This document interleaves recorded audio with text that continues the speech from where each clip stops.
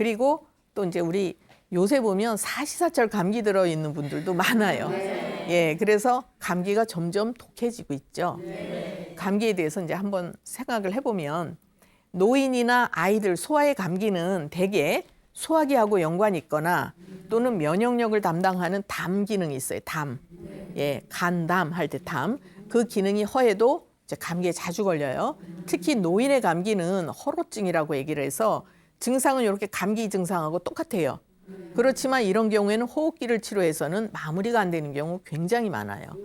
그래서 이제 이런 경우에는 노인들이 감기 드셨을 때는 체력을 보충하고 면역력을 강화시키는 그런 치료를 해드리는 것이 마무리가 되는 거고, 아이들의 감기는 대개 이제 선천이 허약하거나 면역력이 약한 경우에 이제 감기에 쉽게 걸리죠. 근데 애들 열날 때 어떻게 하죠? 그렇죠. 옷을 벗기기도 하고 해열제 먹이고 그러죠. 제가 그래서 여기 써놨어요. 옷을 벗기거나 찬물, 알코올 이런 걸로 문질러 주는 경우가 있는데 이러면 일시적으로 체온은 좀 내려갈 수 있어요. 그렇지만 겉에 있는 열이 속으로 잠복을 하게 돼요. 그래서 이제 속에 열이 울치가 되니까 자꾸 이제 감기에 쉽게 걸리는 이런 아이가 되는 거예요. 1년 내내 감기 걸려 있는 애도 있어요.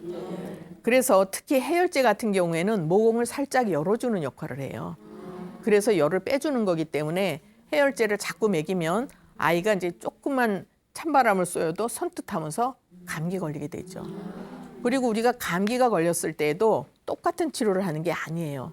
체질에 따라서 증상이 다르거든요. 그래서 이제 열이 많은 체질의 사람들은 주로 목이 붓거나 무슨 코가 막히고 탁한 콧물 나오고 고열 나고 이런 쪽으로 가요. 몸이 찬 체질의 사람들은 그냥 미열 정도 나요.